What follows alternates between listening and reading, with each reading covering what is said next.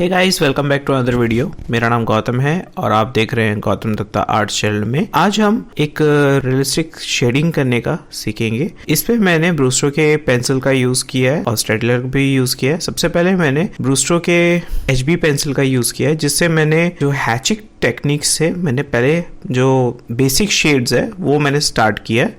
उसके बाद जहाँ जहाँ हल्का हल्का डिटेलिंग है, तो जो डार्क पोर्शन जैसे आईज के एरिया में जैसे डार्क पोर्शंस है, और वहीं पर जैसे थोड़ा सा हल्का डार्क करने के लिए मैंने 2B पेंसिल स्टेडलर का यूज़ किया है। और डार्क पेंसिल में मैंने चारकोल पेंसिल का यूज़ किया है, जो कैमल की सॉफ्ट पेंसिल है। और उसके बाद जितना लेयरिंग करता रहूँगा उसके साथ साथ मैं उसको ब्लेंडिंग करता रहूँगा ब्रश से। और ये मेकअप ब्रश है जो आपको मार्केट में ईजिली मिल जाएगा। आप बेसिकली आप मेकअप ब्रश ही यूज़ कीजिएगा, क्योंकि उसका जो ब्रिसल होता है बहुत सॉफ्ट। धीरे धीरे आप कंटिन्यू करते रहिए। आप जैसे जैसे आईब्रो के एरिया में, क्योंकि जो सबसे डार्कर के लिए मैंने चारकोल इसलिए यूज़ किया है क्योंकि चारकोल जो है वो ब्लेंड बहुत अच्छी तरह हो जाता है और जो स्केच को थोड़ा सा रियलिस्टिक बनाने की कोशिश करता है उसमें। लेकिन ग्रेफाइट से भी आप कर सकते हो, लेकिन वो शाइनिंग होता है, इसकी वजह से मैं चारकोल यूज़ करता हूँ मैक्सिमम ड्राइंग्स में। और जहाँ जहाँ डिटेलिंग्स है, जहाँ जहाँ हल्के हल्की जितना आप ऑब्जर्व करोगे, आपको जो आपके जो रेफरेंस फोटो है उस पर अच्छे से आपको मतलब ऑब्जर्व करते रहना चाहिए। क्योंकि आप जितना ऑब्जर्व करोगे उतना आपको पता रहेगा कि कहाँ कहाँ हाईलाइटिंग है, कहाँ आपको शेड करना है। क्योंकि आप जितना देर तक आप ऑब्जर्व करोगे, जितना आप टाइम दोगे स्केच पे, उतना आपका जो स्केच है वो रियलिस्टिक बनता रहेगा। और ज़रूरी नहीं है कि आप स्टार्टिंग से ही आप रियलिस्टिक स्केच बनाना शुरू कर दो। आप हर रोज़ एक स्केच लेके, चाहे तो आप एनिमेशन बनाइए, जो एनिमीज कार्टून्स के जो ड्राइंग्स होते हैं वो भी आप ट्राई कर सकते हो। क्योंकि मैं स्टार्टिंग में भी यही चीज़ करता था, क्योंकि पहले मैंने पोर्ट्रेट बनाना शुरू नहीं किया था। सबसे पहले मैंने एनिमेशन कार्टून्स बनाना शुरू किया था। वो कार्टून से मेरे को अलग अलग बेसिक स्ट्रक्चर्स पता चले, क्योंकि एनिमेशन बनाना, एनिमेशन के जो रूप्स है और जो स्ट्रक्चर है उसको डिफाइन आप पोर्ट्रेट पे कर सकते हो। ठीक है, तो आप इसको ऑब्जर्व कीजिए। आप ज़रूरी नहीं है कि कार्टून्स जो बनाते हैं वो अच्छा नहीं बनाते, क्योंकि ऐसा नहीं है। क्योंकि जो कार्टून्स बनाते हैं, एनिमी बनाते हैं, उनके जो ड्राइंग्स लेवल्स होते हैं वो भी हाई होते हैं। ऐसा नहीं है कि पोर्ट्रेट वाले ही हाई रहते हैं। तो आप कोशिश कीजिए, आप डिटेलिंग मतलब जितना आप ऑब्जर्व करोगे उतना आपको डिटेलिंग का पता रहेगा कि कहाँ कहाँ जो लाइट का रिफ्लेक्ट हो रहा है। क्योंकि देखिए, मैं हर स्केच में यही चीज़ बताता हूँ कि आप जितना ऑब्जर्व कर सकते हो और जितना HD फोटो आप लोगे उतना आपको मतलब डिटेलिंग का पता रहेगा कि कहाँ कहाँ आपको डिटेल करना है। क्योंकि आप देखिए, जहाँ जहाँ शेडो पोर्शन, जैसे मैं नोज़ पे कर रहा हूँ तो उसमें मैंने 2B पेंसिल का यूज़ किया और साथ साथ में हाईलाइट भी दे रहा हूँ। इरेजर टोमोमोनो इरेजर है, उससे मैं हाईलाइट भी दे रहा हूँ और प्लस साथ साथ में ब्लेंडिंग भी कर रहा हूँ। क्योंकि जो एरिया है वो मतलब आपको शेडिंग को ब्लेंड करते रहना है। क्योंकि आपको जितना ब्लेंड करोगे उतना जो स्ट्रोक्स है वो स्ट्रोक्स एकदम ही मतलब रेंडलिंग हो जाएगा, स्मूथ स्ट्रक्चर। आप चाहे तो टिश्यू पेपर का भी यूज़ कर सकते हो। मैं तो यहाँ पर ब्रश का यूज़ किया, तो ब्रश से मैंने उसको ब्लेंड किया और साथ साथ मैंने चारकोल पेंसिल, क्योंकि हेयर्स का जो स्ट्रोक्स है हमेशा आप अपने पेंसिल को अच्छे से शार्प करके यूज़ कीजिए। क्योंकि उसका ये फ़ायदा होता है कि आपका जो शेडिंग का जो डिटेलिंग वर्क है वो आप इजीली कर पाओगे, क्योंकि शार्प पोर्शन से आप इजीली आप कर सकते हो। तो जैसे मैं जहाँ जहाँ डिटेलिंग मोशन है वहाँ मैं डिटेलिंग दे रहा हूँ। जैसे फ्रेकल्स होते हैं, जैसे दाने होते हैं ना, हिंदी में बोलते हैं, तो वो चीज़ मैं उसको ऑब्जर्व कर करके पहले लाइटर दे रहा हूँ कि आप स्टार्टिंग से डार्कर नहीं करना। क्योंकि अब ये सबसे बड़ी गलती होती है कि मैक्सिमम जो स्केच जो आर्ट मतलब जो ड्राइंग पहली बार बिगनिंग में सीख रहे होते हैं, तो वो लोग क्या करते हैं, स्टार्टिंग में ही वो थोड़ा सा डीपर यूज़ करने लग जाते हैं शेड्स को, तो उसके बाद उनसे वो ड्राइंग बनता नहीं है, तो वो हार मान जाते हैं। ये सबसे बड़ी गलती होती है। आपको स्टार्टिंग में सबसे पहले लाइटर से जितना आप हल्के हाथ से आप शेड करेंगे उतना आपका, फिर लास्ट में आप डिटेलिंग के लिए उसको डार्कर कर सकते हो। उसके लिए आप डार्क पेंसिल भी यूज करते हो या उसको थोड़ा सा हार्ड कह सकते हो। यहाँ पर मैंने 2B और HB पेंसिल से और चारकोल पेंसिल से ही मैंने फेशियल का जो शेडिंग है वो मैंने कंप्लीट किया है।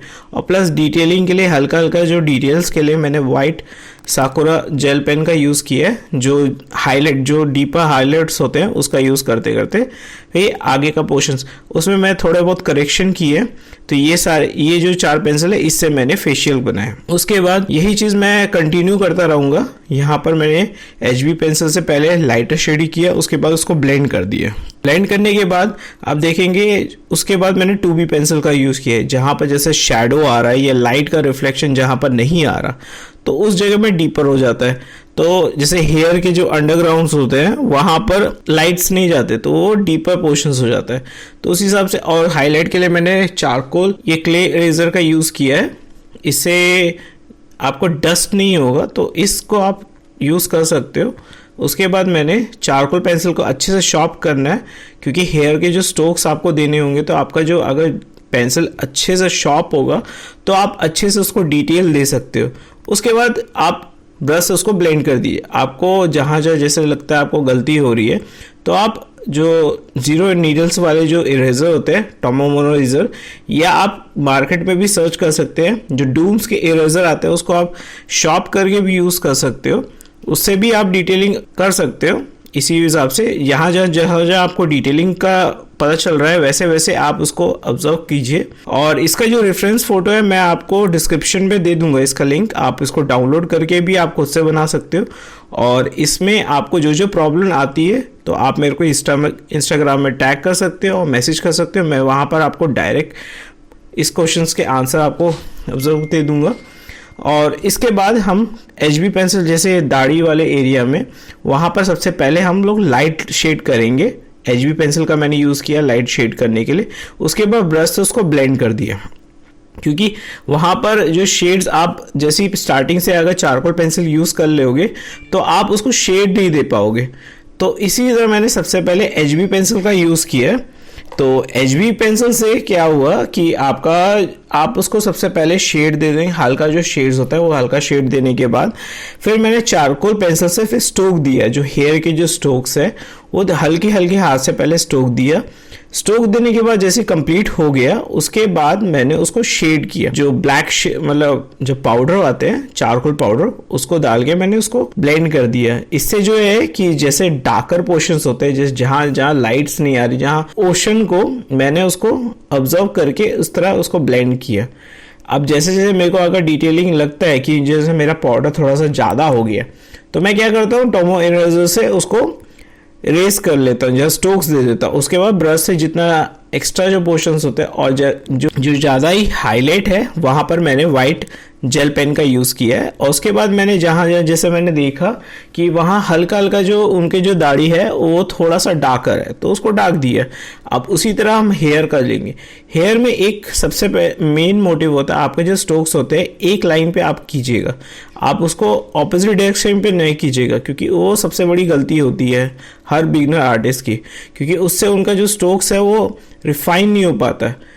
यहाँ पर देखिए मैंने उस स्ट्रोक्स को एकदम ही डिटेल वर्क एक साइड से किया है, डबल साइड से उसको स्ट्रोक्स नहीं डालने की कोशिश की है। तो जैसे अगर अपर पोर्शन देते हो तो अपर पोर्शन का ही आप स्ट्रोक दीजिएगा, अगर डाउन पोर्शन का है तो डाउन पोर्शन का दीजिएगा, लेकिन एक समय पे दोनों पोर्शंस को ट्राई मत कीजिएगा, क्योंकि इससे क्या होता है कि आपका जो चारकोल होता है वो एक बार में वो डीपर ब्लेंड हो जाता है, मतलब डीपर आपका चारकोल स्प्रेड करने लगता है।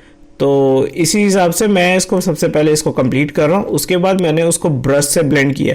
इसको आप 2 से 3 बार ट्राई कीजिएगा, क्योंकि ये मैक्सिमम जो बिगनर होते हैं वो डायरेक्ट मतलब सबसे हार्डर से यूज़ करते हैं, और मैंने इसको 3 से 4 बार पहले मिटाया, फिर उसके बाद उसको फिर से डिटेल दिया, फिर वर्क किया, फिर मैंने इरेज किया। ऐसा कंटिन्यू कर करके जो हेयर का मेन जो स्ट्रोक्स है वो मैंने कंप्लीट किया। उसी तरह जो हेयर की जो डाउन पोर्शंस होते हैं हेड के, वहाँ पर क्या होता है, वहाँ पर छोटे छोटे मतलब हेयर्स होते हैं। तो छोटे हेयर के लिए हम लोग क्या करते हैं, सबसे पहले जहाँ जैसे मेरे को लगता है कि स्ट्रोक्स मैं दे सकता हूँ तो वहाँ पर मैं स्ट्रोक्स दे के उसके बाद पेंसिल के उसको फिर मैं शेडिंग करने लगता हूँ लाइटर पोर्शन से। सबसे पहले लाइट से मैं शेड करता हूँ। शेड्स करने के बाद जहाँ जैसे मेरे को लगता है कि वहाँ पर मैं स्ट्रोक्स नहीं दे सकता, वो डायरेक्ट पोर्शन से, तो उस पोर्शंस में मैं डायरेक्ट चारकोल को हल्का हल्का शेड्स करता हूँ और उसके बाद साथ साथ मैं स्ट्रोक्स भी देता रहता हूँ, क्योंकि जहाँ जहाँ मेरे को लगता है वहाँ स्ट्रोक्स की ज़रूरत है तो वहाँ स्ट्रोक्स देता हूँ। उसके बाद लास्ट में जब मैं कंटिन्यू, क्योंकि आप पहले सब कुछ करने के बाद उसके बाद आप ब्लेंड कीजिएगा, क्योंकि हेयर का जो स्ट्रोक्स है आप स्टार्टिंग में दे दोगे, उसके बाद आपको पता नहीं चलेगा कि आप ब्लेंड कर रहे हो स्ट्रोक दे रहे हो, ब्लेंड कर रहे हो स्ट्रोक दे रहे हो। ऐसा नहीं करना है। आपको क्या करना है, आप पहले सब कुछ आप आप शेड्स कर लो, उसके बाद आप स्ट्रोक्स देने की ट्राई कीजिए और उसके बाद आप हाईलाइट के लिए जहाँ जहाँ जैसे हेयर्स का जो पोर्शन है आपको थोड़ा सा रियलिस्टिक दिखाने के लिए तो आप टॉमोमोनर इरेजर का यूज़ कर सकते हो। उससे आप हल्का हल्का स्ट्रोक्स दे के और उसके बाद ब्रश उसको लाइटली स्प्रेड करना है, आपको ब्लेंड करना है। आप अगर डीपर से ब्लेंड करोगे तो वो दोबारा से वो छुप जाएगा। तो उसके बाद जो ज़्यादा ही वाइटर है उसके लिए आप साकुरा जेल पेन का यूज़ कर सकते हो या कोई भी वाइट जेल पेन हो जो मार्केट में मिल जाए उसका आप यूज़ कर सकते हो। आपको जहाँ जैसे लगता है डिटेलिंग थोड़ा सा बाकी रह गया तो वहाँ पर आप, क्योंकि मैक्सिमम जो आप ऑब्जर्व करोगे उतना ही फिर आप डिटेल्स कर पाओगे, क्योंकि मैक्सिमम जो नए जो बिगिनर जो सीखते हैं जो स्टार्टिंग में वो क्या करते हैं जल्दी से जल्दी स्केच को ख़त्म करने की कोशिश करते हैं कि अगला स्केच मैं कर पाऊँ। ये सबसे बड़ी गलती होती है, क्योंकि स्केच आप जितना डिटेलिंग वर्क करोगे, जितना आप कोशिश करोगे, जितना आपको सबसे पहले एक अपने आप से एक प्रण करना होगा कि आप रोज़ एक स्केच करेंगे, चाहे वो अच्छा बने या गंदा बने, आपको रोज़ एक स्केच करना है। क्योंकि मैं भी रोज़ एक स्केच बनाता हूँ, चाहे वो अच्छा बने या बुरा बने, मैं ड्रॉ करता हूँ और उसके बाद मैं हर स्केच में सोचता हूँ कि उसको कुछ डिफरेंट तरीके से करने की कोशिश करो कि आप नए नए स्केच को आप ट्राई कीजिए। आपको अगर नहीं समझ आता तो आप मेरे Pinterest आईडी से भी आप रेफरेंस फ़ोटो ले सकते हो जो हार्ड वर्क्स होते हैं और उसमें आप मेरे को क्वेश्चंस कर सकते हो कि इसको कैसे बनाएं, इसमें क्या क्या पेंसिल्स यूज़ कर सकते हैं। और ज़रूरी नहीं कि आप हर पेंसिल आप कोई भी ब्रांड का पेंसिल यूज़ कीजिए, सबसे डिटेलिंग आपका अच्छे से हो जाएगा। आपको बस कोशिश करनी होगी।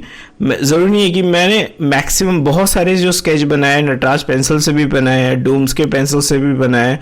अभी मैं ये आपके ब्रूस्टो के पेंसिल्स का यूज़ कर रहा हूँ। इससे पहले तो मैं नटराज के पेंसिल या आर्ट लाइन की पेंसिल, मैक्सिमम जो आर्टिस्ट बिगिनर लोग के लिए सबसे बेस्ट पेंसिल है वो है आर्ट लाइन की पेंसिल, जो 60 रुपीज़ का आपको मार्केट में मिल जाता है और उसमें हर ग्रेड के आपको पेंसिल मिल जाते हैं 6 पेंसिल का, तो उसको आप परचेज कर सकते हो। नहीं तो सबसे बेस्ट है आप नटराज पेंसिल यूज़ कीजिए। मैं उससे भी सबसे बेस्ट, क्योंकि मेरा जो स्टार्टिंग का ड्राइंग था मैं उसी पेंसिल से करता था।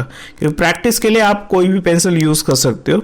मेरा मानना है कि आप आर्ट लाइन की पेंसिल्स भी एक बार ट्राई कीजिए, क्योंकि वो पेंसिल्स में आपको ग्रेड का पता चलेगा जितना आप सॉफ्टर कर सकते हो, या उससे बेस्ट है तो या आप मैकेनिकल पेंसिल यूज़ करो। मैकेनिकल पेंसिल से क्या होगा कि आपके जो हाथ का जो प्रेशर होगा वो आप ऑब्जर्व कर सकोगे, क्योंकि उसमें अगर ज़्यादा आप प्रेशर दोगे तो वो पेंसिल का जो नोक है वो टूट जाएगा। चलो अब मैं आपको ड्राइंग पे जाता हूँ। इसमें क्या है कि मैंने चारकोल पेंसिल को ही, एक ही चारकोल पेंसिल का यूज़ किया, वो है सॉफ्ट के कैमल के चारकोल पेंसिल है। उसी से मैं डिटेल को ऑब्जर्व कर रहा हूँ और नए नए टेक्निक से, आप जितना लाइटर यूज़ करोगे उतना चारकोल कम निकलेगा और जितना आप डार्कर यूज़ करोगे उतना आपका चारकोल ज़्यादा होगा, पेपर में आएगा। तो आप इसी तरह ट्राई कीजिए। आपको पहले आप देखिए मैंने कोट में एक ही चीज़ को ऑब्जर्व किया कि कहाँ कहाँ लाइट है, कहाँ कहाँ डार्क है। आप क्योंकि देखिए मैं स्टार्टिंग में लाइट से ही यूज़ करता हूँ, आपको भी यही करना चाहिए कि सबसे पहले लाइट यूज़ कीजिए, चाहे आप ग्रेफाइट पेंसिल यूज़ कर रहे हो या चारकोल पेंसिल। और मैंने एक नया तरीका यूज़ किया, आप उसको ब्लेंड करने के लिए जो ब्लेंडर आता है, जो मेकअप में जो ब्लेंडर आता है उसको भी यूज़ कर सकते हो, वो भी 30 रुपीज़ का ही आता है। देखिए इसमें मैंने हल्का हल्का डिटेलिंग किया चारकोल से, उसके बाद मैंने ब्लेंड किया, प्लस मैंने चारकोल पाउडर का भी यूज़ किया, क्योंकि मैं डायरेक्ट उसको ब्लेंड नहीं कर पा रहा हूँ, क्योंकि उसके लिए मेरे को चारकोल पाउडर का भी यूज़ करना पड़ा, क्योंकि जो कोट्स में वो ब्लेंडिंग के जो पोर्शंस पे अगर उसमें स्मूथनेस लाना है तो चारकोल जो पेपर्स के हिसाब से आप चारकोल जो पेंसिल यूज़ करते हो वो ब्लेंड नहीं हो पाता जल्दी से। तो आप इसमें आप ये यूज़ कर सकते हो कि आप पाउडर यूज़ कर सकते हो, ये चारकोल के अगर जो बचा कुचा होता है उसको आप कलेक्ट करके हमेशा रखिएगा। मैं भी यही करता, चारकोल का जो पाउडर है एक मैंने डब्बे में उसको कलेक्ट किया जितने बार भी पेंसिल यूज़ किया है, और उसको मतलब मैश करके एकदम पाउडर जैसा बना लिया, एकदम स्मूथ सा। और जहाँ जैसे मेरे को वाइटर डिटेलिंग लगता है वहाँ पर मैंने टोमो मोनोइजर का यूज़ किया है। ठीक है, तो क्या करते हैं, ये वीडियो आपको हेल्पफुल लगा होगा। इसमें जो जो मैंने टेक्निक्स बताए हैं आपको अच्छा लगा तो प्लीज़ लाइक कीजिएगा, और अपकमिंग वीडियो के लिए सब्सक्राइब करके हमारे चैनल को सपोर्ट कीजिएगा। धन्यवाद।